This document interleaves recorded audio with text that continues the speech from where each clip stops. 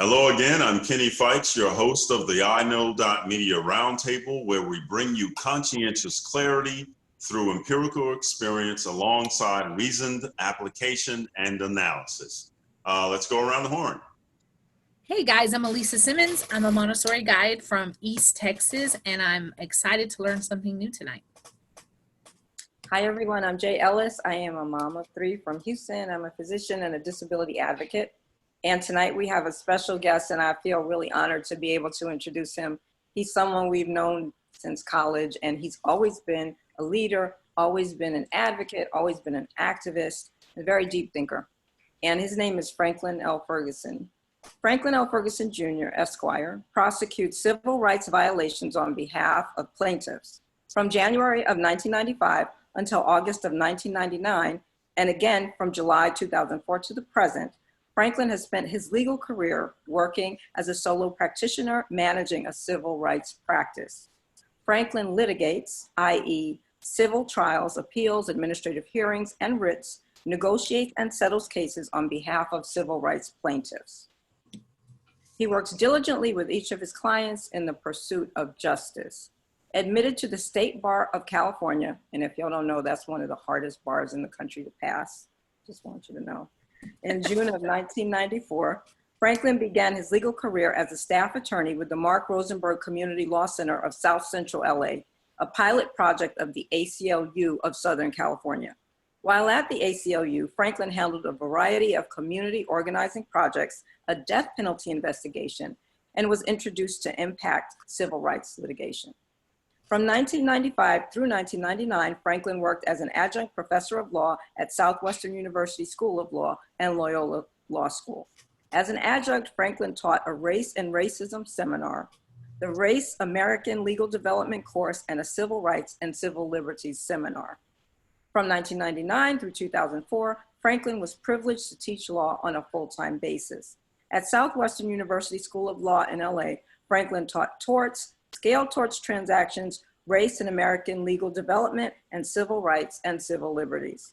As an associate law professor, Franklin developed and honed critical litigation skills, particularly with respect to trial presentation and juror selection strategy, which he daily employs on behalf of his current clients.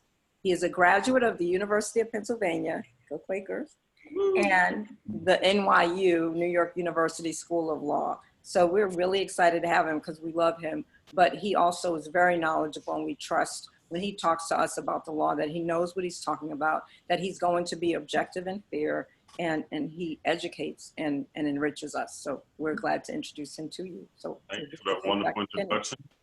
Thank you very much, Jason Reed and everyone. It's an honor to be here. I'm very glad to be a part of this panel. I'm looking forward to helping to add something to the discussion. Thank you. Right. So what we're talking about today is the notorious RBG, affectionately, AKA Ruth Bader Ginsburg, RIP today, who served a long and distinct, respectful career on the United States Supreme Court. She was not only a tremendous jurist, but a thoughtful person, and even later in her years, in her 80s, had a little bit of a sort of a rock star appeal to even millennials. And she stood for more than just the law, but in my opinion, she stood for right and wrong that was not from even a legal frame, and trying to stick to what our precedents have been. And if you ask me, she was trying to hold on until there was another president. And so with that said, you know, we want to talk a little bit about the comparisons. We hate the what about defenses, but sometimes we're back into that corner. So what about talking about Barack Obama as a lame duck president and not wanting to move on appointing a justice? And now here we are with, I think, something like 13 more working days in the Senate. How far will they go? Trump will get 3 justices in 3 years. Is he becoming a mini autocrat? What's going on? What's the legal perspective? Or however you want to frame it. Franklin, good to see you, my friend. Have at it.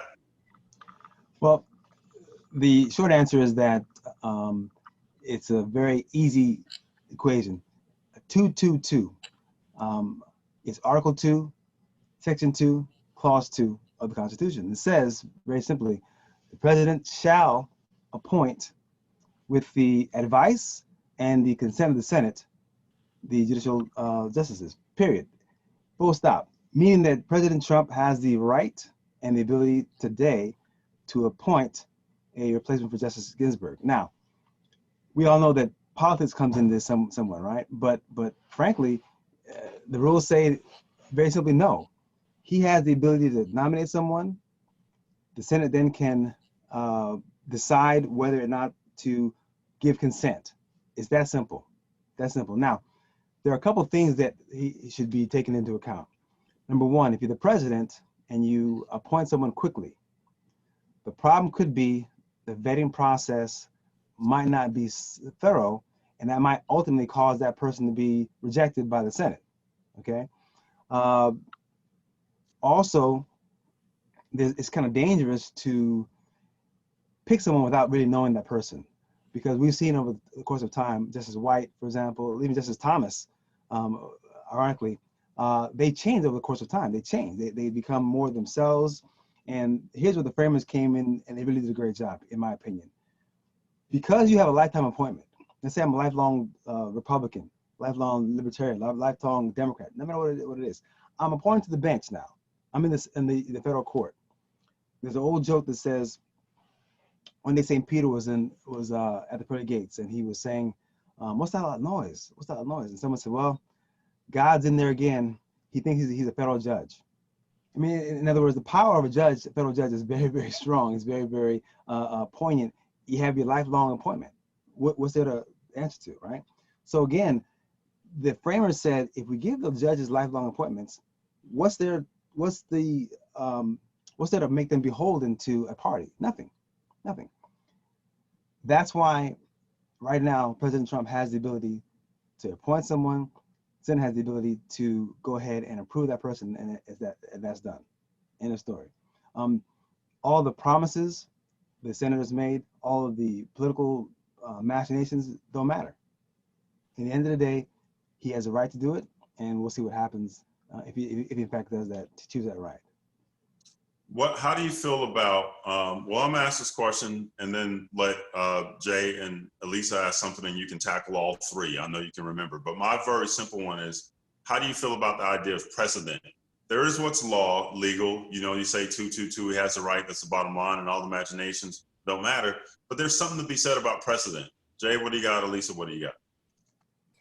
Yeah, I mean, I want to understand then what happened when Justice Scalia died. And the Senate seemed to stonewall Barack Obama. And Mitch McConnell said he refused to hold a vote. So it sounds like that vote is absolutely necessary. How did they get away with that? And what can be done today if the Democrats are saying, we think we need to not have this appointment take place prior to the election or prior to January? Well, precedent in terms of the Constitution doesn't matter when it comes to Article 2, Section 2, Clause 2. And here's, I think, a very, very important lesson. Let me give you an example. We've all been talking about, in the recent history, Breonna Taylor, the young lady who was killed in Louisville, Kentucky, right? And the question is, well, why aren't her killers in jail? Well, it's very simple. Because they didn't break the law. And the sad part is that the media knows this, pundits know this, who really are thinking about it. They don't care. It's a nice football that's tossed back and forth and argue about. She won't go to jail because, Breonna Taylor's killers will not be held to justice because they were serving a no-knock warrant. They did their jobs. They made a mistake. The law is very clear. When a civil servant makes a mistake, she's not going to be held accountable to the Constitution. She's not going to be held accountable at all, because we want people to be able to make mistakes in this when they serve law enforcement. It's a tough job. You can't always be perfect. Therefore, those officers have no criminal liability whatsoever, period. But those who don't know that can go back and forth and say, why aren't they in jail? Why aren't they being arrested? And it's sad, but true. Now, fast forward to this situation. If the reason that the President Obama's appointment was allowed to be derailed, allowed to be denied, allowed to be delayed was because, again, Article 2, Section 2, Clause 2 says that the president shall appoint upon the advice and the consent of the Senate, right? So if the Senate says that we don't consent, that's it. That's it. The law says, the Constitution says you can't go forward. The president has power, but the Senate also has the ultimate power. They work together. That's the importance. This is a good lesson as to why it's so important to have people pay attention to elections, because the senator is really the key. Senators and presidents, of course, are important, but senators are even more important because they're there. They kind of can not king the person. They can crown the jurist. Because in my view, a jurist is a king or a queen. They're there for life. They're there for life unless something goes haywire totally. They're there for a long time. So President Obama, unfortunately, didn't have the Senate in his control, so he couldn't make it work. Now, fast forward to today, President Trump has the Senate, right? And if if I'm him, I would definitely make this happen, full stop, because a judge has so much more power than you think.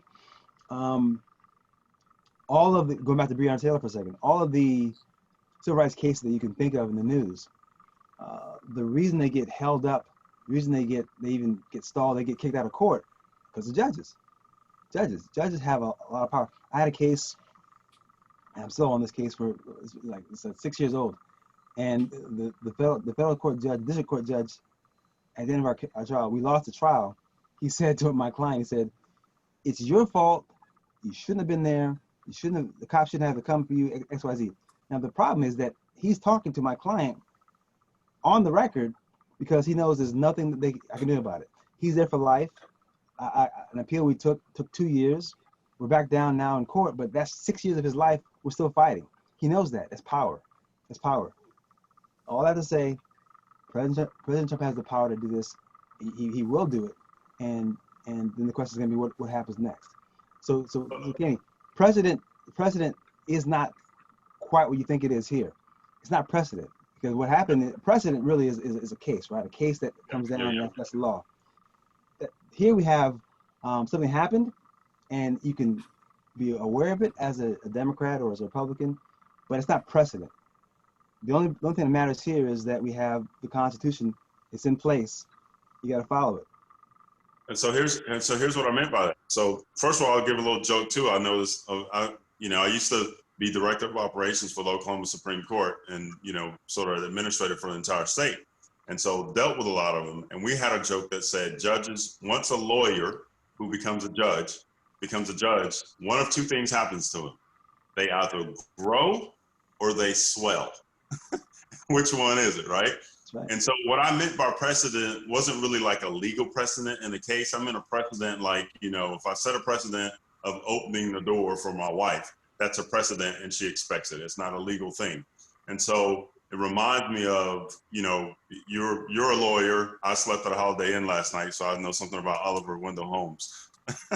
Yeah. So Oliver Wendell Holmes, who has a great reputation as a former Chief Justice of the United States, some quote, I'll butcher it, but it's something to the effect of, you can tell a good man or lawyer in how he represents and uses the law.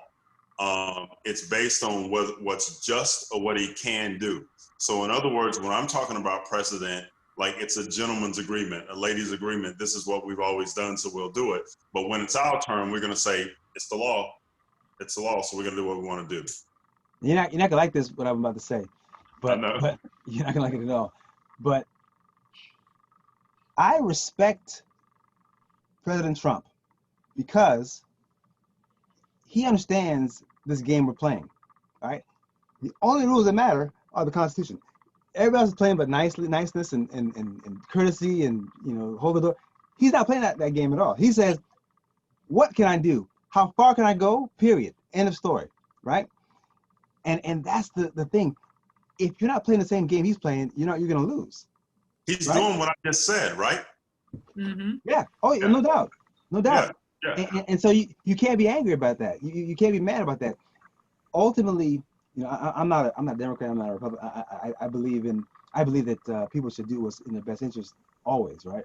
And that's another discussion, I'm sure, another day. But I think, for example, Black people should be a voting bloc and decide what they want to do on given issues, period. Not ever be beholden to anyone else. I think our Jewish brothers have done that very well for many. I think that you respect the process. I don't want to tell you who you are, but I've known you a long time, and I know what kind of person you are, and I know what a man of faith that you are. Yes, sir. So I think that what you're really saying is you respect the process by which the Trump administration is going about this. No, Do sir. you mean you respect Donald Trump? I respect Trump. Here's why. Here's why. Listen, because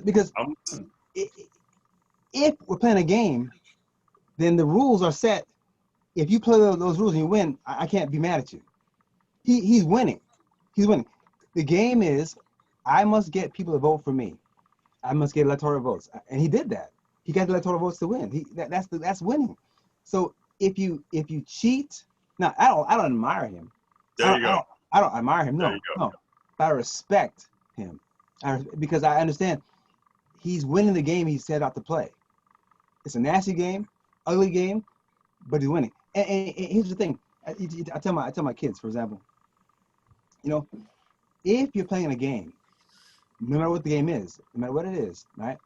What are the rules first? Learn the rules first, because the rules dictate how you can go and what's cheating, what's not cheating, what's going too far, right?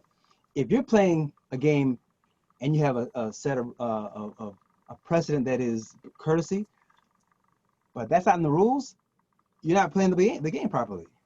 I would argue he's not playing by the rules. For example, talk to us about getting rid of the inspectors general. Okay, now you're changing. You're moving the goalposts now, right? We were talking first about the Senate, the appointment of the justice, right? See, I think, for example, the term called gerrymandering, right?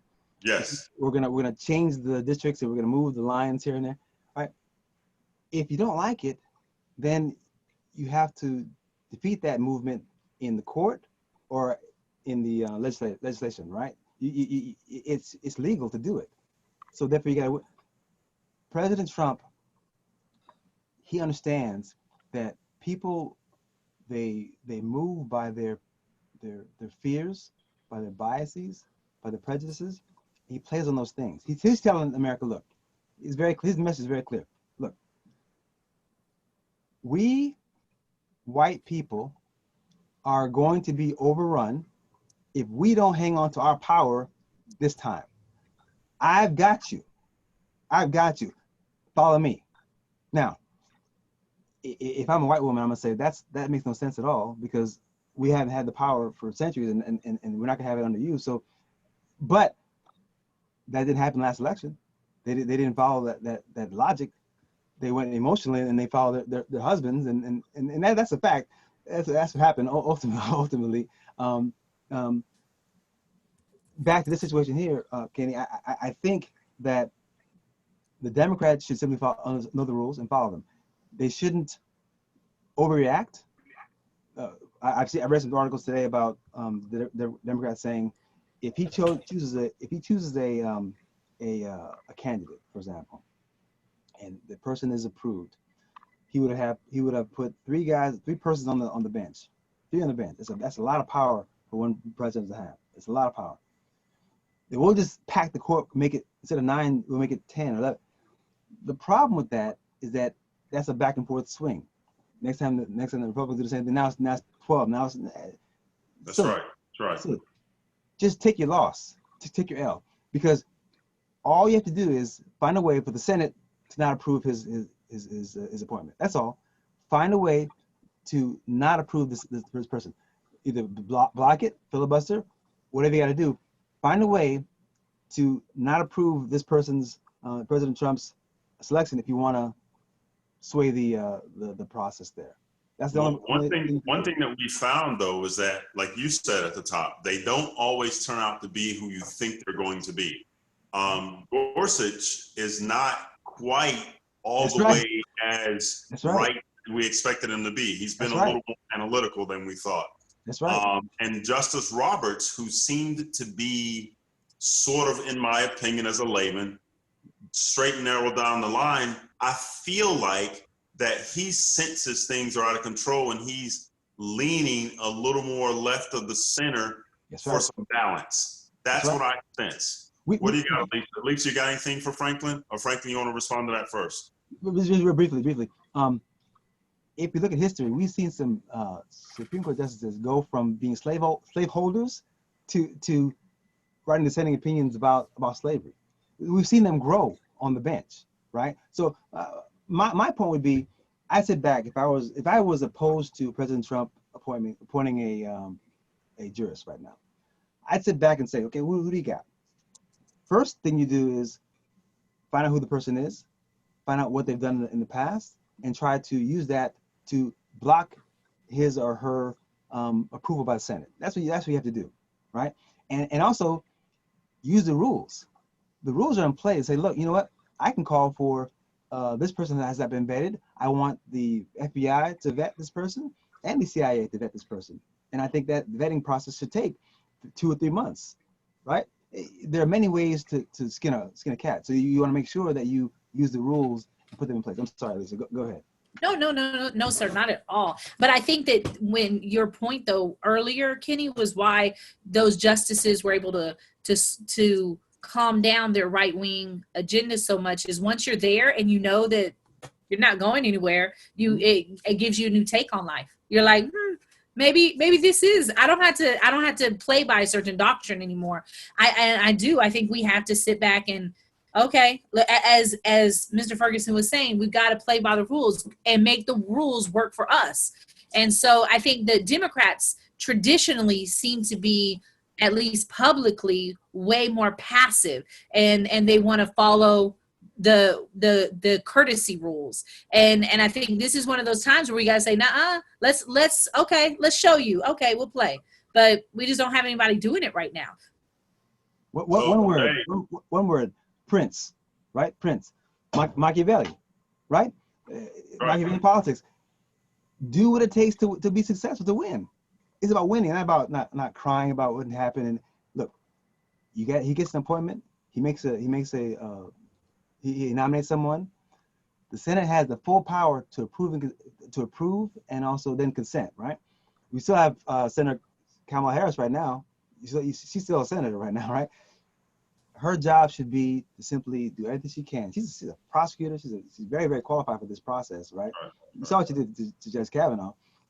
She can use her very great experience, her skill to vet this person. Say, look, here are some allegations against this person, no matter who it is, allegations against this person. We have to vet this person properly. We need to investigate these things. We need to talk to these witnesses. We need to find out more about this person. And you can't be rushed for any expediency. That's what the people can do. Not just what she did to Kavanaugh, but what she did to Barr. Jay, see what you got for Franklin, and then I'm going to wrap us up with telling you, I like to add levity, something that Franklin and I used to debate about, a little thing in college, and then a little levity, what I used to give him a hard time about. Go ahead, Jay. So I guess, Franklin, kind of what we're talking about is the difference between what is legal and what is ethical. Because that's part of what I think I struggle with this particular president, because he doesn't have a problem not being as ethical as he probably could be. But it also seems that the Democrats are always on the defensive end of things. It makes it hard to win, right? When it's always they're having to respond as opposed to having some level of offense that kind of puts them in a position of power. So I don't even know if that's possible at this point. But I do have one really quick question for you. Sure. And it's about the executive order. Can you just tell us really quickly how that works? What exactly is the executive order? Are there any limits to what a president can do with an executive order? Because it seems like he does quite a few things that seem questionable. Excellent question. We have the 3 branches, right? The legislative branch is supposed to make the law. They create the law from the people, right?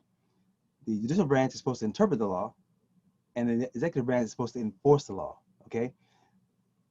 President Trump the executive branch is a cop, is the nation's top cop. So you do what he wants to, you do what he wants to do, he can do. And then it has to be reviewed by legislative branch and also the judicial branch. So the answer to your question is, an order has to be followed until it is proven to be illegal. You follow?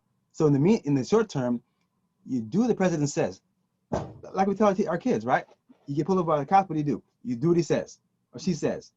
10 and 2, get home safely. That's all. You get home safely. That's the order. So President Trump knows that. He can make an order knowing it's a bad order, knowing it's not good law, but by the time you know it's not good law, it's too late. By the time you know it's not good law, it's not, what can you do about it? It's already been done, right? So all the executive branch, the VA, the HUD, all the executive departments, they must follow his commands until they're proven to be illegal. That's power, right? He plays. He knows. He knows, and it's the same as a rogue cop, right? Rogue cop says to you, "I'm the law." Until you can get to a judge, I'm the law. Out here, I'm the law, right? And that's power. So the lesson to be learned is this, in my opinion: know the law, know the rules, and then use them to your advantage. Know them. Don't beg. Don't say, "Well, you should do this." Demand. What did President Douglas say? Power concedes nothing without a demand. Never has, never will. Never has, never will. And that's, until you stop begging, you're not gonna make any progress in this game. And again, that's why I think the president we have right now is giving us great lessons in life. We should learn from his lessons. I think you could, like as Ken's point was made, you could be much more graceful, much more ethical, as Yeshua points out, much more. All those things are fluff to the hard substance of the law and the Constitution. That's what we got to deal with right now and going forward. Great question, Jay. Wonderful answer, Franklin. Thanks for educating us. That was great. I was going to go in one direction, but with that great answer, I'm not going to screw it up with my humor. I'm just going to say, hey guys, go to iknow.media, iknow.media, and you can read some stuff from Franklin Ferguson Jr. He's a great writer. He's a great thinker, as you can see. Like Jay Cherie, though, he believes it has to be perfect before he does it. So we wish we had more from him. His stuff can be lengthy, but it's good, and you will get an education, and it'll be for free. So thank you, Franklin. We enjoyed it. Love you, my brother. Thanks for coming. And Jay, take us out in the words of Franklin Ferguson. Oh, in the words of the very incomparable Franklin Ferguson, peace and God bless. Amen. Thank you.